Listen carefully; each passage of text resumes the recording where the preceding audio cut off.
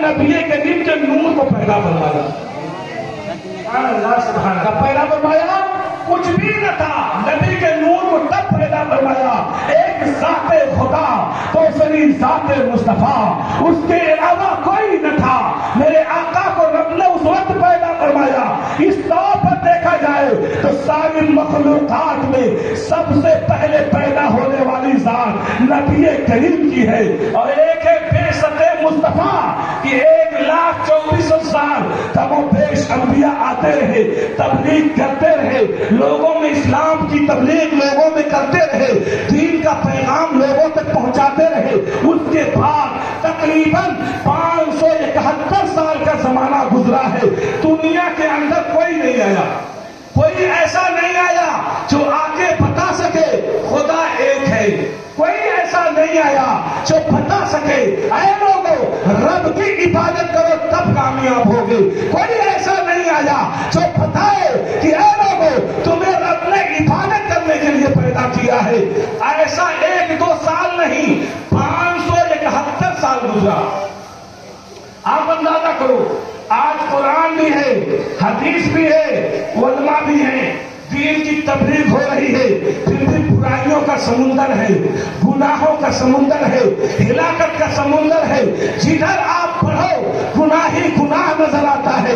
گلیوں میں چلو گناہ کرتے نظر آتے ہیں، روڈ پہ چلو گناہ کرتے نظر آتے ہیں. جب 571 سال ایسا گزرا ہو کہ دنیا میں کوئی رب کا نام تبلیغ کرنے والا نہ آیا ہو، بتاؤ کون سا گناہ نہ رہا ہوگا؟ کون سی ایسی غلطی ہوگی جو عوام میں رائج نہ رہی ہوگی؟ کون سی ایسی خطا ہوگی جو لوگ کر نہ رہے ہوں گے؟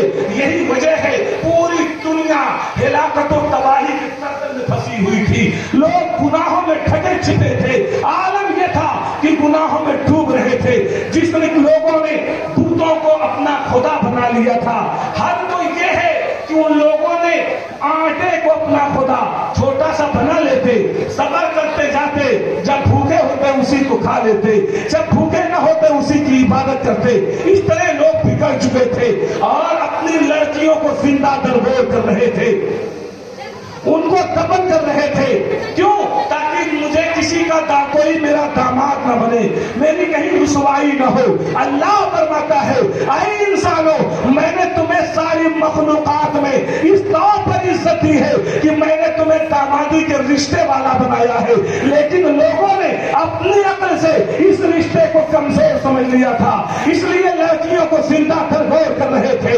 ایک نبی کی آمد ہوئی ہے، ہزاروں بیوہ ہیں جن کو ان کے شوہروں کے ساتھ جلایا جا رہا تھا، لڑکیوں کو درگور کیا جا رہا تھا اور جھوٹے خداؤں کی عبادت کی جا رہی تھی. ہر طرف گناہ ہے، ہر طرف غلطی ہے، ہر طرف خطا ہے. آج عالم یہ ہے، ایک جملہ اگر عورت کے لیے بولا جائے اے عورتوں پردے کو اپنا لو، گھر تمہارے لیے جنت ہے. جب تمہیں مسجد میں عبادت کرنے سے روک دیا گیا، پھر اس سے بہتر کون سی ایسی جگہ ہو سکتی ہے جہاں تم نکلو. لیکن آج بار بار آپ دیکھتے ہوں گے پرنٹ میڈیا ہو، الیکٹرانک میڈیا ہو، عورتیں پروٹیسٹ کرتی نظر آتی ہیں. ہمارے ساتھ ظلم کیا جا رہا ہے، مردوں کو مرد ہمارا مرتبہ کم کر رہے ہیں، ہمیں قید کیا جا رہا ہے. ہندوستان آزاد ہے، سب کو آزادی سے جینے کی زندگی حاصل ہے. یہ صورتحال بنی ہے. آپ سمجھو اتنا زمانہ گزرا ہے، حق کی تبلیغ کرنے والا کوئی نہیں. کتنی زیادہ جہالت پھیل چکی ہوگی. ایسے عالم میں میرے آقا آتے ہیں. آقا نے ارشاد فرمایا اے بگڑے ہوئے لوگوں، اے انسانوں ذرا غور کرو. تم اپنے ماں کی قدر نہیں سمجھتے ہو، تم اپنے ماں سے شادیاں کر رہے ہو. تمہیں پتہ نہیں ہے یہ تمہاری ماں ہے. تم رب کو راضی کر ہی نہیں سکتے جب تک ماں کو راضی نہ کر لو. رات بھر عبادت کرو، دن بھر عبادت کرو، صبح و شام عبادت کرو. مسجد کے مصلے پر 5 وقت نہیں بلکہ ساری نوافل پڑھو، ساری عبادتیں کرتے رہو. اگر تمہاری ماں راضی نہیں تو تم سے رب راضی نہیں ہو سکتا. بتاؤ عورتوں کا منصب کسی اور میں نہیں، احمد مختار نے بیان فرمایا.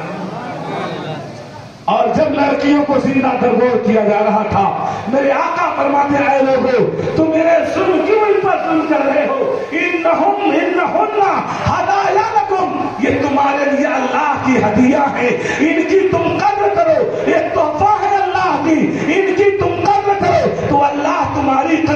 دے گا, تمہاری عزت بڑھا دے گا. اللہ کے رسول فرماتے ہیں جسم کی 3 بیٹیاں ہوئی اور اس نے عزت سے ان کی شادی کر دی, فلہ الجنہ, ایسے آدمی کے لیے جنت ہے. ایک صحابی کھڑے ہوئے کہتے ہیں یا رسول اللہ لو کان لہ اسنان, اگر کسی کی 2 بیٹیاں ہو, آقا فرماتے ہیں فلہ الجنہ, اس کے لیے بھی جنت ہے. آج ایک صحابی کھڑے ہوئے کہا یا رسول اللہ اگر کسی کے پاس ایک ہی لڑکی ہو, آقا فرماتے ہیں محبت سے اسے پالے, اس کی شادی کر دے تو اس کے لیے بھی جنت ہے. میں کہنا چاہتا ہوں ہے کوئی جو یہ عورتوں کو منصب دیتا ہوا نظر آئے, ہے کوئی جو اس طرح عورتوں کا خیال کرتا ہوا نظر آئے؟ ایک وہی ذات مصطفیٰ ہے, ایک وہی سرور کائنات ہے, ایک آقا دو عالم کی ذات ہے. اور جب وہی عورت بیوی بنتی ہے, میرے آقا فرماتے ہیں خیرکم من خیر لأہلہ, تم میں بہتر ہے وہ انسان جو اپنے گھر والوں کے لیے بہتر ہو. بتاؤ میرے آقا نے اس طریقے سے نظام حیات کو بنتا ہے, اس طرح نظام کو تبدیل کیا ہے, ایک خدا کی طرف لوگوں کو مائل کیا ہے, لوگوں کو دین کی طرف راغب کیا ہے. اور وہ گناہ کے دردانے جو گناہوں میں مست تھے, سرکار دو عالم صلی اللہ علیہ وسلم نے ان سے گناہ کو کھرچ کھرچ کر ختم فرمایا ہے. ایسا کیوں نہ ہو کہ سارے نبی آتے رہے, تبلیغ کرتے رہے, اندھے شیشے میں جس نے اپنی روشنی چمکائی ہے اس کا نام ذات مصطفیٰ ہے, اس کا نام سرور کائنات ہے, اس کا نام فخر موجودات ہے. آئے تو کس شان سے آقا آئے, ظاہر ہے جس کا منصب اتنا بڑا ہو کہ گرتوں کو ڈوبتوں کو راہ یاب کرتے ہوئے آئے, کتنا اعلیٰ منصب ہوگا. آؤ دیکھو حلیمہ سعدیہ ہے, آقائے کائنات دو عالم کو لے کر ان کی ماں کے پاس چھوڑنے آتی ہیں. اتفاق سے ایک درخت کے نیچے میرے آقا رک گئے, حلیمہ سعدیہ آئیں, بچے کو ڈھونڈ نہ پائیں, رونے لگی, پھٹکنے لگی, میرا بیٹا محمد کہاں گیا, تلاش کر رہی ہیں کیونکہ دودھ وہی پلاتی تھی. سوچتی تھی ان کے گھر والوں کو میں کیا جواب دوں گی, ان کے ماں کو کیا جواب دوں گی. اس فکر میں وہ چکر لگا رہی ہیں, ادھر ادھر دوڑ رہی ہیں, چکر لگا رہی ہیں. اتفاق سے کعبے کے اندر ایک بت تھا بہت بڑا جس کا نام حبل تھا. اس کا پجاری باہر نکلا, کہا اے عورت کیوں پریشان ہے, کیوں تو اس طرح رو رہی ہے, پلک رہی ہے. کہا میرا بیٹا محمد تھا جس کی عمر 2 سے 2.5 سال کی تھی, اس بچے کو میں دودھ پلاتی تھی, یہاں ان کے ماں کے پاس دینے لائی تھی, وہ بچہ مجھ سے بچھڑ گیا, میں پریشان حال ہوں, اسے تلاش کر رہی ہوں, وہ بچہ کہاں چلا گیا. ادھر ابو جہل نے نبی کریم کو دیکھا, آقائے دو عالم صلی اللہ علیہ وسلم کو پیچھے سوار کیا, خود آگے بیٹھا, لیکن گھوڑا ایک قدم آگے نہیں بڑھتا ہے. اب وہ سرکار کو اٹھا کر آگے کرتا ہے تو اب گھوڑا آگے بڑھتا ہے. وہ پادری لے کر حبل خود کے سامنے پہنچ گیا, کہنے لگا اے حبل تیرا تو مکے کا خدا ہے, تیرے علاقے میں ایک عورت بنی سعد کی آئی ہوئی ہے, بہت پریشان حال ہے, اس کا بچہ غائب ہے, وہ بچے کو ڈھونڈ رہی ہے, بچے کا نام محمد ہے. روایت کے اندر موجود ہے, حلیمہ سعدیہ کہتی ہیں جہاں ہمارے آقا کا نام لیا حبل فوراً منہ کے بل زمین پر گر پڑا, گویا کہ زبان حال سے کہنے لگا تم اس نبی کو ڈھونڈ رہی ہو, ارے وہ بچہ ضرور ہے, وہ غائب نہیں ہو سکتا, وہ تو غائب ہونے والوں کو راہیاب کرنے کے لیے آیا ہے, وہ تو عزت کی زندگی دینے کے لیے آیا ہے, وہ تو بے قراروں کو قرار دینے کے لیے آیا ہے, وہ تو بے سہاروں کو سہارا دینے کے لیے آیا ہے, وہ تو بے یاروں کا مددگار بن کر آیا ہے. وہ آقا کہاں سے غائب ہو سکتا ہے؟ جبھی تو اعلیٰ حضرت فرماتے ہیں اے میرے نبی میں آپ کی ذات کو دیکھتا ہوں, بیواؤں کے غمخوار آپ ہیں, پریشان حالوں کے مسیح آپ ہیں, بیماروں کے ملجا آپ ہیں, جدھر دیکھا جائے آپ کی شان ہے, ہر طرف متوجہ ہے. میں آپ کو کیا کہوں, آپ کو میں طبیب کہوں, آپ کو میں ملجا کہوں, آپ کو میں مانا کہوں, آپ کو میں غمگسار کہوں, کیا کہوں؟ پکار اٹھے سرور کہوں کہ مالک کو, مولا کہوں تجھے, باغ خلیل کا گل زیبا کہوں تجھے, تیرے تو وصف ہے تناہی سے ہے بری, حیران ہوں میرے شاہ میں کیا کیا کہوں تجھے. لیکن رضا نے خط میں سخن اس پہ کر دیا, خالق کا بندہ خلق کا آقا کہوں تجھے. سبحان اللہ سبحان اللہ ماشاء اللہ. اب سرور دو عالم صلی اللہ علیہ وسلم ہے, 3 سال کی عمر ہے، ذرا اندازہ کرو تب یہ کیفیت و حالت ہے ہمارے آقا کی. اور وہاں سے آگے بڑھو، ابو حضرت نبی کریم کے چچا حضرت عباس جب ایمان لائے تو کہا یا رسول اللہ ایمان تو میں آج آپ پر لا رہا ہوں، لیکن معاملہ یہ بچپن کا ہے. ایک واقعہ بچپن کا مجھے یاد آتا ہے، وہ واقعہ یہ ہے اے اللہ کے رسول کہ ایک مرتبہ آپ کی عمر 2 سال کے قریب 2.5 سال کے قریب رہی ہوگی. آپ بستر پر لیٹے ہوئے تھے، جب میں آپ کے گھر میں گھسا تو میں نے دیکھا آپ انگلی اٹھا رہے ہیں، جدھر انگلی کرتے ہیں چاند ادھر چلا جاتا ہے، دائیں کرتے ہیں دائیں جاتا ہے، بائیں کرتے ہیں بائیں جاتا ہے، آگے کرتے ہیں آگے جاتا ہے. اور میں دیکھ رہا تھا چاند آپ سے بات کر رہا ہے، آپ چاند سے بات کر رہے ہو. حضرت آقا کائنات صلی اللہ علیہ وسلم نے یہ نہیں فرمایا اے میرے چچا وہ تو 2.5 سال کی عمر کی بات ہے، مجھے کیا پتا نہیں، آقا تو عالم غیب ہے. میرے آقا ابتدائے آپریشن سے لے کر قیامت تک جو کچھ ہونے والا ہے سب کچھ جانتے ہیں. آقا فرماتے ہیں میرے چچا جب میں رونے والا ہوا تنہائی کی وجہ سے تو چاند مجھ سے کہہ رہا تھا اے نبی رو کیوں رہے ہو، تمہارا چہرہ تو مجھ سے زیادہ خوبصورت ہے، تم تو مجھ سے زیادہ حسین ہو. آقا فرماتے ہیں چاند مجھ سے باتیں کرتا تھا، میں چاند سے باتیں کر رہا تھا. کہنا یہ ہے یہ میرے آقا ہیں، 3 سال کی عمر ہوئی ہے تو اللہ نے ایسا منصب جلیلہ، ایسا درجہ اور ایسا فائق مرتبہ عطا فرمایا ہے. اسی طرح جیسے جیسے جس انداز میں ذات مصطفیٰ کو دیکھتے جاؤ، سرور کائنات کو دیکھتے جاؤ، فخر دو عالم کو دیکھتے جاؤ، آپ کی شان ظاہر ہوتی چلی جاتی ہے. چنانچہ ایک مرتبہ مکین سدرا حضرت جبریل امی آئے، آقا نے سوال کیا ہے جبریل تم نے تو آدم علیہ السلام کو بھی دیکھا ہے، تم نے سبھی کو دیکھا ہے، تم نے عیسیٰ علیہ السلام کو بھی دیکھا، یوسف علیہ السلام کو دیکھا، پوری دنیا میں جتنے انسان آئے سب کو تم نے دیکھا ہے، بتاؤ کیا میرے جیسا بھی دیکھا ہے، میرے کتنا خوبصورت بھی دیکھا ہے؟ تو جبریل امی کہنے لگے واللہ طلبت مشارق الارض ومغاربها لم ارى مثلك یا رسول اللہ. اے اللہ کے رسول میں نے پورب و پچھم کو کھنگال کھنگال کر دیکھا ہے، الٹ پلٹ کر دیکھا ہے، لیکن آپ جیسا حسین میں نے نہیں دیکھا. یہ اعلیٰ حضرت فرماتے ہیں یہی بولے سدرا والے چمنے جہاں کے ڈالے سبھی ہم نے چھان ڈالے، تیرے پائے کا نہ پایا، تجھے ہم ہے خدایا، تجھے ایک نے ایک بنایا. وہ شان میرے آقا کی کتنی اعلیٰ، اللہ اکبر کبیرہ. معراج عقائد عالم کے پاس جبریل امی آئے، آقا فرماتے ہیں جبریل ایک مرتبہ تم اپنی اصلی صورت مجھے دکھاؤ. حضرت جبریل جب عقائد عالم کے دربار میں آتے تو حسین خوبصورت نوجوان کی شکل میں آتے تھے. ایک مرتبہ آقا نے فرمایا جبریل تم اپنی اصل صورت میں میرے پاس مجھے دکھاؤ اپنی اصل صورت. حضرت جبریل کہتے ہیں یا رسول اللہ، فرشتے ہیں کہتے ہیں یا رسول اللہ میں اپنی اصل صورت دکھا تو سکتا ہوں لیکن یہ چھوٹی سی دنیا میں آ نہیں سکتا. میں اتنا بڑا ہوں کہ اگر اپنی اصل صورت دکھاؤں تو یہ چھوٹی سی دنیا میں آ نہیں پاؤں گا.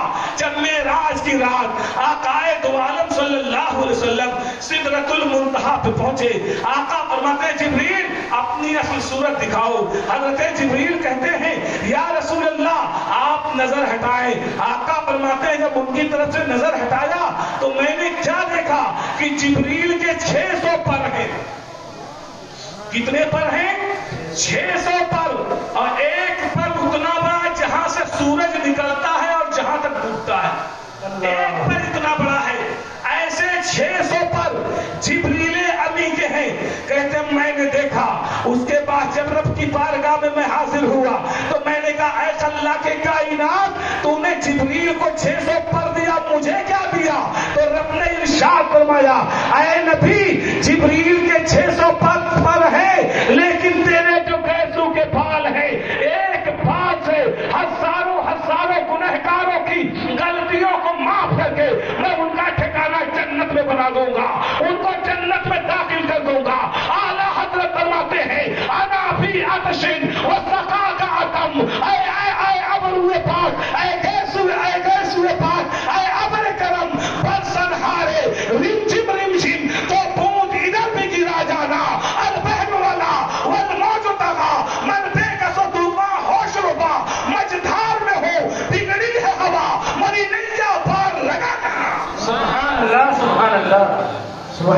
سبحان اللہ. یہ شان ہے ہمارے آقا کی, یہ درجہ اور مقام ہے ہمارے آقا کا. اللہ نے یہ منصب و شان دیا. آقا ارشاد فرماتے ہیں لوگوں سنو, میں یہاں کھڑا ہوں, یہیں سے میں اپنے مقام حوض کو دیکھ رہا ہوں. وہ منبری الجنہ, اور میں جنت میں اپنے منبر کو زمین سے دیکھ رہا ہوں. کچھ لوگ کہتے ہیں نبی کو پیٹھ پیچھے کی خبر نہیں. بخاری کی حدیث ہے, آقا فرماتے ہیں کہ میں جنت میں جو میرا منبر ہے اسے بھی دیکھ رہا ہوں, اور میں حوض کوثر کو بھی دیکھ رہا ہوں. ہمارے آقا کے دیکھنے کا عالم کتنا ہے. اعلیٰ حضرت فرماتے ہیں میرے آقا کے دیکھنے کا عالم تو اتنا ہے کہ سر عرش پر ہے تیرا گزر, تیرے عرش پر ہے تیری نظر. ملکوتا ملک میں کوئی شے نہیں وہ جو تجھ پر آیا نہیں. کروں تیرے نام پہ جا فدا, نہ بس ایک جا تو جہاں فدا, تو جہاں سے بھی نہ جی بھرا. کروں کیا کروں وہ جا نہیں. وہ آقا کائنات فخر موجودات صلی اللہ علیہ وسلم ہے. آقا فرماتے ہیں لوگوں سنو, انا اول الناس خروجا اذا بعثوا, سب سے پہلے اپنی قبر سے میں نکلوں گا جب تم سب لوگ اپنی اپنی قبروں سے نکلو گی. کیا فرمایا سرکار نے؟ فرماتے ہیں یہ جو لوگوں کو دیکھا ہے آپ نے قبر میں جاتے ہوئے, کبھی کسی مردے کو دفن کرو اور اس کے بعد اپنے دل میں تاثر لاؤ کہ آج اس کی باری, کل ہماری باری ہے. بتاؤ غم ہوتا ہے کہ نہیں, کلیجہ پھٹتا ہے کہ نہیں, آنکھیں اشکبار ہوتی ہیں کہ نہیں کہ آج اس تنہائی کے گھر میں, اس تاریخ گھر میں آج اس کی باری ہے, کل ہماری باری ہے. لیکن جب دل میں دوسری کروٹ پیدا ہوتی ہے کہ اس تاریخ گھر میں جہاں نہ ماں ہوگی, نہ باپ ہوگا, نہ بھائی ہوگا, نہ چچا ہوگا, نہ بھتیجا ہوگا, ایسی تاریخ قبر میں ہمارے آقا تشریف لائیں گے, سارا غم کافور ہو جاتا ہے. اعلیٰ حضرت فرماتے ہیں وہ تنگی وہ تاریخی لہر تھی, یہ سن کر حالت بری تھی, مگر اس خبر میں تھی تسلی کہ وہاں آپ کا دیدار ہوگا. جب میرے آقا کا قبر میں دیدار ہوگا تو جو آقا کے چاہنے والے ہیں, جو عید میلاد نبی منانے والے ہیں, جو آقا کی محفل سے پیار کرنے والے ہیں, جو آقا کے لیے جاگنے والے ہیں, جو آقا کے لیے سب کچھ قربان کرنے والے ہیں, وہ کہیں گے یا رسول اللہ.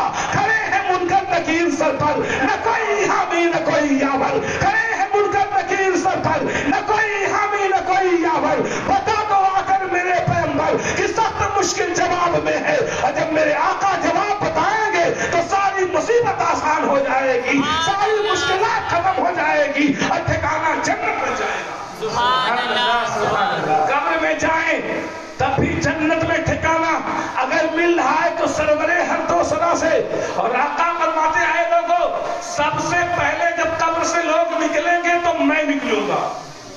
کیوں نکلوں گا سب سے پہلے میں, اور جب نکلوں گا تو کس انداز میں؟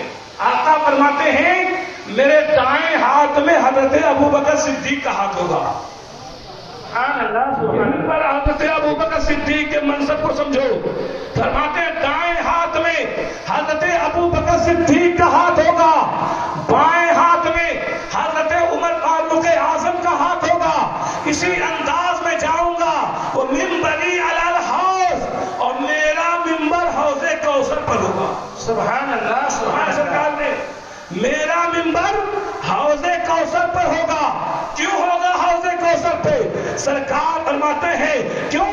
لأن الناس یخرجون من القبر عطاشا, اس لیے کہ یہ جو جن کو آپ سلا رہے ہو قبروں میں, جن کو جو آپ کفن پہنا کر کے اپنے باپ کو, ماں کو, بھائی کو, چچا کو, جن کو بھی قبر میں سلا رہے ہو, میرے آقا فرماتے ہیں یخرجون من قبورہم عطاشا, یہ لوگ اپنی قبروں سے پیاسے اٹھیں گے, شدت کی پیاس ہوگی. میں حوض کوثر پر منبر لگائے بیٹھا رہوں گا اور آواز دوں گا, اے لوگوں گھبراؤ نہیں. اس شدت کے وقت میں جب تم پیاسے ہو, کوثر پر میرا قبضہ ہے, لوگوں پانی پلا رہا ہو کہ اس کے بعد پھر تمہیں کبھی پانی کی ضرورت نہیں ہوگی, کیونکہ میٹھا میٹھا ٹھنڈا ٹھنڈا پیتے ہم ہیں, پلاتے وہ ہیں, اور میرے آقا ہے. جب آپ کوثر پلائیں گے تو ساری گرمی, ساری شدت ختم ہو جائے گی, تو ہر حشر میں اگر شدت کسی کی وجہ سے ختم ہو رہی ہے تو آقا دو عالم کی ذات ہے. اور آقا فرماتے ہیں انا قائدہم اذا وقتوا، اے لوگو جب لوگ جماعت در جماعت چلیں گے تو ان کا قائد، ان کا سردار میں ہوں گا. اور فرماتے ہیں انا خطیبہم اذا انصتوا، اور میں اس وقت بولوں گا جب لوگ میدان محشر میں خاموش ہو جائیں گے. کسی کے پاس بولنے کی جرأت نہ ہوگی، کیونکہ رب کا غضب اعلیٰ درجے پر ہوگا. رب اعلیٰ طور پہ غضب فرمائے گا، کسی کو بولنے کی جرأت نہ ہوگی. آقا فرماتے ایسے وقت میں بولوں گا، میں شفاعت کروں گا. حدیث پاک بخاری کی ہے. آقا فرماتے ہیں انا سید ولد آدم یوم القیامہ، میں قیامت کے دن سارے اولاد آدم کا سردار ہوں گا. کیا فرمایا سرکار نے؟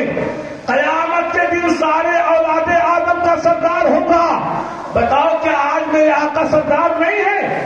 آج بھی سارے اولاد آدم کے سردار ہیں، کیونکہ حضرت آدم علیہ السلام کو جب میرے آقا کو یاد کرتے تو کہا کرتے تھے یا ابنی صورتن و ابایا مانن، اے ظاہر میں میرے بیٹے حقیقت میں میرے باپ، وہ آقا کائنات ہیں. اعلیٰ حضرت فرماتے ہیں ظاہر میں میری نسل، حقیقت میں میری اصل، اس گل کی یاد میں یہ صدا ابو البشر کی ہے. تو آج بھی سردار ہیں، لیکن آقا فرماتے ہیں میں قیامت کے دن سردار ہوں گا. آخر اس فرمانے کا مقصد کیا ہے؟ اس کی وجہ کیا ہے؟ ذرا اندازہ کرو. اللہ فرماتا ہے مالک یوم الدین، اللہ مالک ہے فیصلے کے دن کا، اللہ مالک ہے قیامت کے دن کا. بتاؤ آج کے دن کا مالک کون؟ آج کے دن کا مالک کون ہے؟ آج کے دن کا بھی مالک رب ہے، لیکن رب نے فرمایا مالک یوم الدین، اللہ مالک ہے قیامت کے دن کا. اس کی وجہ یہ ہے کہ اللہ تعالیٰ آج بھی مالک ہے، لیکن بہت سارے لوگ ہیں جو اللہ کو مالک نہیں مانتے. انہوں نے خود آ کر خدائی کا دعویٰ کیا، جیسے فرعون ہے انا ربکم الاعلیٰ کی صدا لگایا کہ میں ہی خدا ہوں. شداد ہے، نمرود ہے، ایسے بہت سارے لوگ ہیں جو خدا کو نہیں مانتے. لیکن قیامت کے دن کو یاد کرو، جب قیامت کا دن ہوگا تمام کے تمام لوگ حاضر ہوں گے. اس وقت شداد بھی ہوگا، حامان بھی ہوگا، فرعون بھی ہوگا، نمرود بھی ہوگا.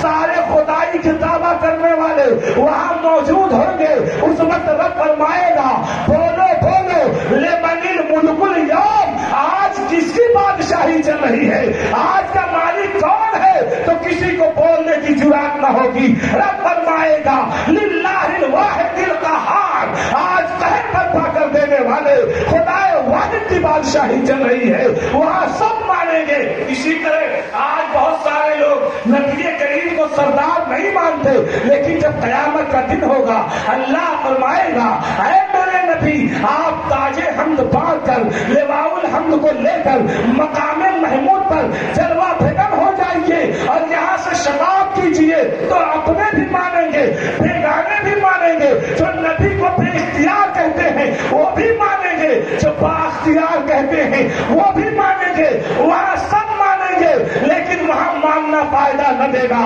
اعلیٰ حضرت فرماتے ہیں آج لے ان کی پناہ، آج مدد مانگ ان سے، آج لے ان کی پناہ، آج مدد مانگ ان سے. کل نہ مانیں گے، قیامت میں اگر مان گے. کس انداز میں میرے آقا شفاعت کریں گے؟ ذرا اندازہ کرو. ایک گنہگار ہوگا. آپ سمجھتے ہیں بہت سارے لوگ جنہوں نے اپنے ماں کو ستایا ہے ہیں سرکار کے امتی، باپ کو ستایا ہے، بھائی کے مال پہ قبضہ کیا ہے، گناہ کبیرہ کیا ہے. ایسا ہوگا رب جسے چاہے گا معاف کرے گا، جسے معاف نہ کرے گا جہنم میں ڈالا جائے گا. اب جب اسے جہنم میں ڈال دیا جائے گا تو بندہ وہاں روئے گا، چیخے گا، چلائے گا. آج جو 10 منٹ کی نماز ہم سے ادا نہیں ہو پاتی ہے، اس ایک وقت کی نماز کے بدلے 80,000 سال تک جہنم میں جلنا پڑے گا. اس وقت بندہ یا رحمان یا رحمان کر کے صدا لگائے گا، پھر 1000 سال تک یا رحمان کہتا رہے گا، لیکن کوئی سنوائی نہیں ہوگی. پھر اس کے بعد وہ یا حنان یا حنان کہہ کر 1000 سال تک چلائے گا لیکن کوئی سنوائی نہیں ہوگی. پھر اس کے بعد یا منان یا منان کہہ کر پکارے گا, کوئی سنوائی نہیں ہوگی. پھر وہ 1000 سال تک یا رحیم کہہ کر پکارے گا, کوئی سنوائی نہیں ہوگی. اب بندہ پلٹے گا یا رسول اللہ کہہ کر قبر میں آواز, اس جہنم میں آواز دے گا. جب جہنم میں سرکار کے نام کو لے کر آواز دے گا, رب جبریل امی سے فرمائے گا, اے جبریل جاؤ جنت میں, جاؤ جہنم میں, ذرا جہنم والوں کا اندازہ کر کے آؤ کہ جہنم میں کیا ہو رہا ہے. جبریل امی دروازہ کھلوائیں گے. جب جہنم کے اندر جائیں گے تو ہم لوگ جنہوں نے غلطیاں کی ہیں پیارے اور توبہ نہیں کی, وہ ان کا حال یہ ہوگا کہ کسی کا ہاتھ جل گیا ہوگا, کسی کا پیر جل گیا ہوگا, آنکھیں پانی کی طرح بہ رہی ہوگی, کسی کی ناک جل گئی ہوگی, جسم کے ٹکڑے جل کر کے ٹوٹ کر زمین سے گر رہے ہوں گے. وہ جہنمی میں جو جہنم میں جل رہے ہوں گے وہ کہیں گے اے مالک یہ خوبصورت شکل والا کہاں سے آ گیا. وہ کہیں گے سنو یہ جبریل امی ہیں جو تمہارے نبی پر قرآن لے کر جایا کرتے تھے. وہ کہیں گے اے لوگوں, اے بندے خدا, اے جبریل امی جاؤ ہمارے نبی کی بارگاہ میں ہماری فریاد پیش کر دو. جا کے کہہ دو آپ کی یاد منانے والے, آپ کے عاشق جہنم میں جل رہے ہیں, ہماری خبر لیجئے. جبریل امی واپس آئیں گے. اللہ سوال فرمائے گا جبریل تم نے جہنم کو دیکھ لیا؟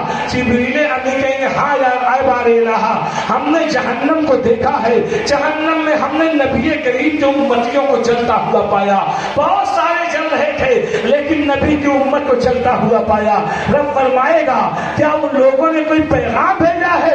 وہ کہیں گے ہاں پیغام بھیجا ہے نبی کے دربار میں. کہتے ہیں فوراً رب فرمائے گا جاؤ میرے نبی کو پیغام سناؤ. آقائے دو عالم جنت کے اعلیٰ تخت پر زبرجد کے جھنڈے کے نیچے یاقوت و مرجان کے تخت پر بیٹھے ہوں گے. ایسی صورت میں مکین سدرا جبریل ابھی پہنچیں گے اور جا کر کہیں گے اے اللہ کے رسول آپ کی امت فریاد کر رہی ہے جہنم میں, وہ بے قرار ہے. آقا فرمائیں گے کس حال میں تم نے انہیں دیکھا؟ وہ کہیں گے میں نے اس حال میں دیکھا ہے کسی کا پیر جل چکا ہے, کسی کا ہاتھ جل چکا ہے, کسی کی ناک جل چکی ہے, وہ بہت پریشان ہے, آپ کو آواز دے رہے ہیں. نبی کریم صلی اللہ علیہ وسلم جنت سے اٹھیں گے. جب آپ جنت سے اٹھ کر جہنم کا دروازہ کھلوائیں گے, جب اندر جائیں گے تو آپ جب رحمت کی نظر فرمائیں گے میرے آقا کے آنسو سے آنکھ سے جب آنسو طاری ہوگا تو اس سے جہنم کی آنکھ پھٹ جائے گی. جو جل رہے ہوں گے وہ ہنسنے لگیں گے. اعلیٰ حضرت فرماتے ہیں جب آ گئی ہے جوش رحمت پہ ان کی آنکھیں جلتے بجھا دیے ہیں, روتے ہنسا دیے ہیں. قبر میں آرام دینے والی اگر کوئی ذات ہے تو نبی کریم کی ذات ہے, اور جہنم میں بھی آرام دینے والی اگر کوئی ذات ہے تو نبی کریم کی ذات ہے. اور آپ میدان حشر میں دیکھو, وہ میدان حشر جہاں بڑے نیک اعمال کرنے والے کھڑے ہوں گے اور ان کے لیے جنت کا, کسی کے لیے جہنم کا پیغام ہو رہا ہوگا. آقا فرماتے ہیں بنی اسرائیل کے ایک آدمی کو کھڑا کیا جائے گا جس نے 300 سال تک عبادت کی ہے, کسی سے کوئی برائی نہیں, کسی سے کوئی غلطی نہیں, کوئی گناہ نہیں, 300 سال تک وہ عبادت کیا ہے. قیامت کے دن رب فرمائے گا اے فرشتوں اسے میری رحمت سے جنت میں ڈال دو. وہ بندہ کہے گا اے رب میں نے گناہ ہی کہاں کیا ہے, میں اپنے عمل کے بلبوتے پر جنت میں جانا چاہتا ہوں. رب فرمائے گا ٹھیک ہے تم عمل کے بلبوتے پر جنت جانا چاہتے ہو. فرشتوں سے فرمائے گا اس کی آنکھ میزان عمل پر رکھ دو, اس کے سارے اعمال رکھ دو. جب تولا جائے گا آنکھ وزنی ہوگی, اعمال کم پڑ جائیں گے. رب فرمائے گا ایک آنکھ کے برابر تو تیرا سارا عمل نہیں ہوا, دوسری آنکھ کے برابر کہاں لائے گا, ہاتھ کے برابر کہاں لائے گا. وہ بندہ کہے گا اے رب میرے اب میں تیری رحمت ہی سے جنت میں جانا چاہتا ہوں. میں نے سمجھ لیا عمل کے بلبوتے جنت نہیں ملے گی, اگر جنت مل سکتے ہیں تو تیری رحمت کے بلبوتے مل سکتی ہے. ایسے وقت میں جب رب کے غضب کا یہ عالم ہوگا.